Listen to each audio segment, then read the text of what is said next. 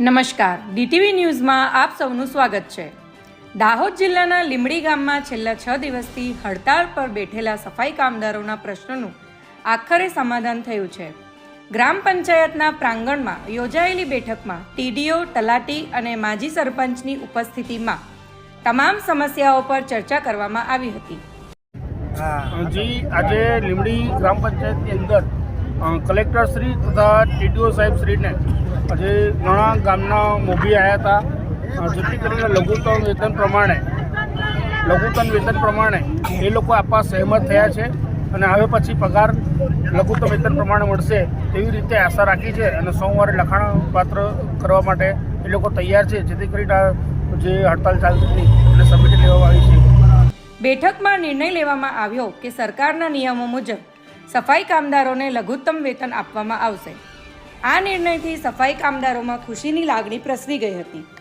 આ ખુશીને વ્યક્ત કરવા માટે સફાઈ કામદારો દ્વારા ઢોલ નગારા સાથે રેલીનું આયોજન કરવામાં આવ્યું, જે ગામના મુખ્ય માર્ગોથી પસાર થઈ અને બધે ઉત્સાહનો માહોલ સર્જાયો।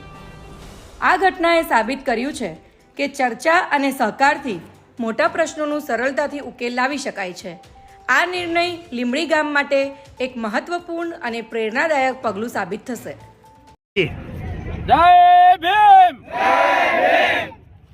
આજ રોજ વાલ્મીકી સમાજ ગુજરાત સંગઠનના નેજા હેઠળ જે લીંબડી ગ્રામ પંચાયતના 55 જેટલા સફાઈ કામદારોના જે પડતર પ્રશ્નો હતા, જેની અગાઉ પણ અમે આવેદનપત્ર આપ્યું હતું અને આજ રોજ કલેક્ટર સાહેબ શ્રી દ્વારા પણ સાંજે મિટિંગ દરમિયાન બરોબર મિટિંગની વાટાઘાટ કરીને લીંબડી ગ્રામ પંચાયતના ટીડીઓ તેમજ તલાટી કમ મંત્રી એવં માજી સરપંચ બાપુ પણ સાથે મળીને જે અત્યારે 6 દિવસની હડતાલ હતી તેનું સુખદ સમાધાન થયું છે અને તેઓએ અમને બાંયધરી આપી છે કે લઘુત્તમ વેતન પ્રમાણે મુજબ તમને પગાર ચૂકવવામાં આવશે।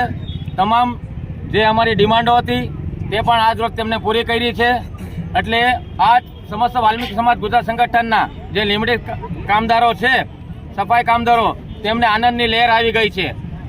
કાલથી અમે રાબેતા મુજબ લીંબડી ગ્રામ પંચાયતના જે ગામમાં આજે છેલ્લા 6 દિવસથી કચરાના ઢેર હતા, અમે કાલથી અમારા સફાઈ કામદારો રોજિંદા મુજબ સફાઈની કામગીરી કરશે। જય ભીમ, જય વાલ્મીકી।